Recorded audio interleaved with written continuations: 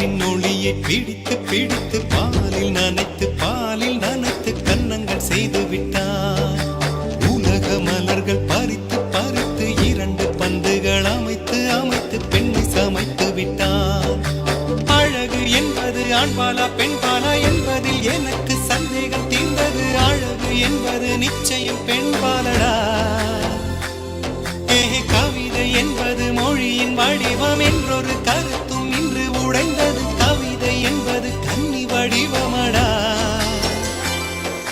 மின்னலை பிடித்து